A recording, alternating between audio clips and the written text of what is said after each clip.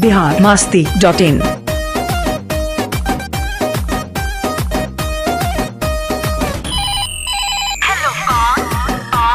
पटना बोल रहा है, छपरा बोल रहा है, अरे बिहार बोल रहा है, आज तक बोल रहा है। अरे बाबा क्या चाहिए? चुनाव क्या चाहिए? चुनाव।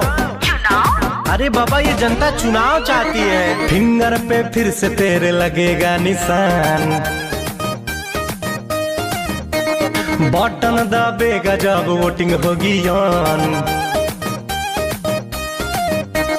फिंगर पे फिर से तेरे लगेगा निशान, बटन दबेगा जब वोटिंग होगी जान।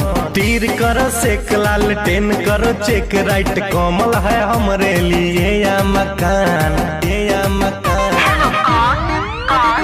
भोजपुर बोल रहा है, बक्सर बोल रहा है, गया बोल रहा है, वोटर बोल रहा है। अरे बाबा क्या चाहिए? चुनाव क्या चाहिए? चुनाव। चुनाव? अरे बाबा ये जनता फिर से वोट देना चाहती है।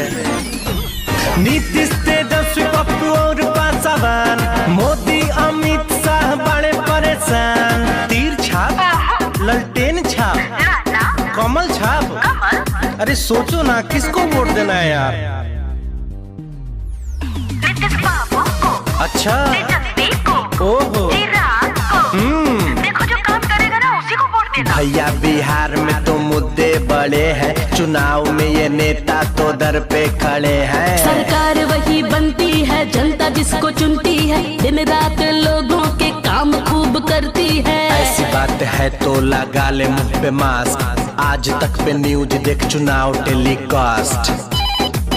चुनाव कौन? दरभंगा बोल रहा है, सहरसा बोल रहा है, अरे बिहार बोल रहा है, आज तक बोल रहा है। अरे बाबा क्या चाहिए? चुनाव क्या चाहिए? चुनाव। चुनाव? अरे बाबा ये जनता है, उल्लू ना बनाइएगा। जो भी करेगा अच्छा काम, मेरा ये वोट है उसी के नाम।